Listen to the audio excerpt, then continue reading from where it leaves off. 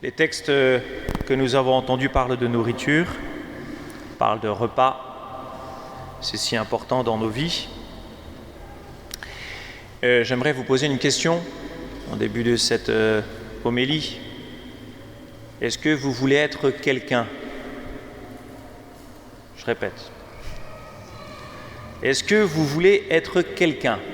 Vous savez, les pharaons, ils voulaient tellement être quelqu'un qu'ils ont construit des pyramides qui se voient 3-4 000 ans après leur mort. François Mitterrand a fait construire un opéra et un arche à la Défense, l'opéra à Bastille, l'arche à la Défense. Bref, on a tous envie d'être quelqu'un, quelle que soit la mesure de ce quelqu'un. Il y a des plus ambitieux et d'autres qui sont plus humbles. Mais nous avons tous envie d'être quelqu'un. Je pourrais poser la question en termes bibliques, comme on l'a entendu dans la première lecture. Est-ce que nous avons faim ? Est-ce que nous avons soif ?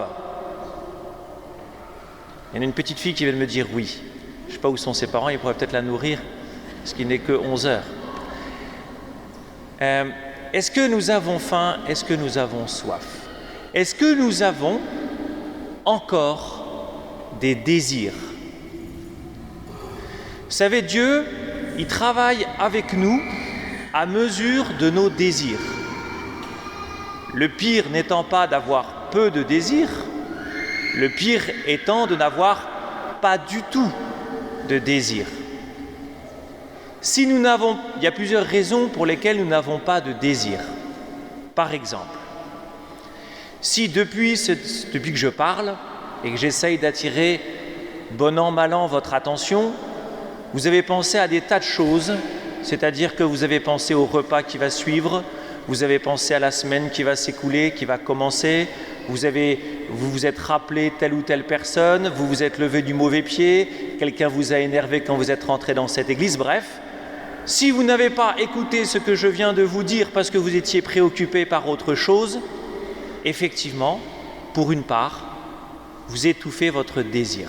Non pas que ce que je vais dire est passionnant, mais simplement, si par exemple aussi vous n'avez pas écouté les lectures, cela signifie qu'il y a des tas de choses qui vous encombrent. Et nous sommes tous encombrés de tas de choses. Le cœur de l'homme est, très futile, très dispersable. Pourquoi est-ce que dans notre texte, il est fait mention du désert ? Pourquoi est-ce que Jésus va au désert et pourquoi est-ce qu'au désert, il reste avec les foules ? Parce qu'il sait que dans le désert, nous sommes seuls face à Dieu. Parce que dans le désert, nous sommes seuls face à nous-mêmes.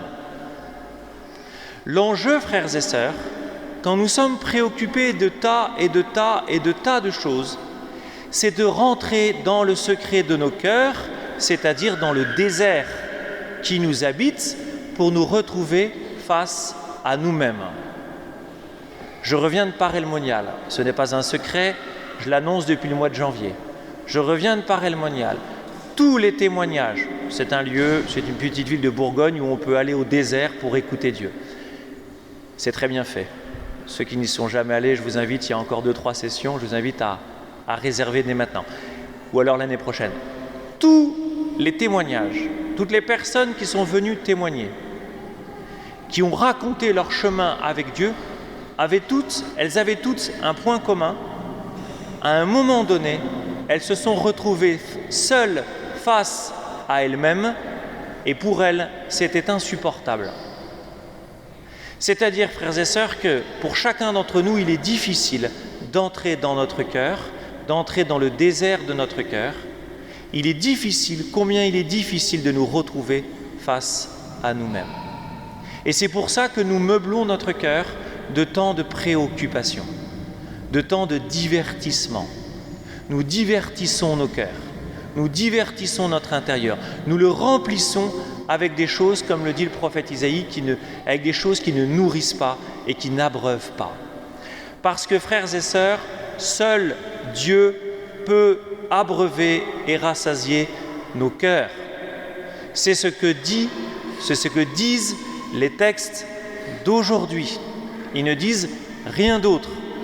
c'est si simple à entendre et c'est si difficile à vivre. Seul Dieu est à la mesure de la soif et de la faim de nos cœurs. Dans le texte de la multiplication des pains que nous avons entendu en Saint Matthieu, l'évangéliste nous parle de quoi? Il nous parle simplement, si je puis dire, de l'Eucharistie, c'est-à-dire de ce que nous vivons ici et maintenant. Dans l'Eucharistie, c'est Dieu lui-même, c'est le Christ lui-même qui se fait notre nourriture. Lorsque nous venons communier, nous venons nous rassasier à celui qui seul peut nous combler. Nous venons manger le corps du Christ, c'est-à-dire le Christ qui seul peut nous combler. Nous avons tous de grands désirs, nous avons tous le désir profond d'être quelqu'un. Chrétiennement, ça signifie nous avons tous le désir d'être des saints. Seul le Christ peut combler ce désir, seul le Christ peut nous conduire à la sainteté. Et le premier lieu pour atteindre et pour vivre la sainteté, c'est ce que nous vivons maintenant et ça s'appelle l'Eucharistie. Dans l'Eucharistie, nous apportons au Christ ce que nous sommes, ce que nous avons fait, notre semaine, et lui, par la puissance de l'Esprit Saint, il est capable d'en faire son corps et de nous en nourrir. Ce que nous allons recevoir tout à l'heure dans l'Eucharistie, le corps du Christ, c'est cette nourriture qui rassasie véritablement. Il n'y en a pas d'autre. C'est la vraie et la seule nourriture qui rassasie. Alors comment vivre ces textes? Comment concrètement mettre en pratique ces textes? C'est assez simple. C'est de centrer notre vie sur l'Eucharistie. Centrer sa vie sur l'Eucharistie, ça nécessite premièrement d'y être fidèle. Ça signifie aussi s'y préparer, c'est-à-dire que quand je viens à l'Eucharistie, j'arrive à l'heure. Je ne viens pas à un rendez-vous amoureux, je ne viens pas vers celui qui seul peut me combler et me nourrir, comme si c'était quelque chose de relatif, comme si c'était quelqu'un de peu ou pas important. Je viens à l'heure et quand je suis à l'Eucharistie, j'y suis vraiment. Alors, c'est difficile, j'ai commencé mon homélie comme ça, c'est difficile, mais ça se décide. Seigneur, je décide d'être là. Seigneur, je décide de t'écouter. Seigneur, je décide de me laisser nourrir par toi. Et puis, dans toute ma semaine, je demande au Seigneur de me la faire vivre comme un prolongement de l'Eucharistie, c'est-à-dire comme un prolongement de cette action de grâce et comme un prolongement de ce que le Seigneur m'a donné. Ça a l'air de rien, ce que je vous dis là. Ça a l'air de rien, mais ça change la vie. Recevoir Dieu comme cette seule nourriture qui comble, ça change la vie. Ça nourrit, ça remplit. Seul Dieu est capable de faire cela. Et c'est à mesure où nous serons comblés par Dieu, frères et sœurs, que nous pourrons, à notre tour, conduire d'autres personnes vers l'Eucharistie, vers la messe, vers cette nourriture qui ne déçoit pas. Amen.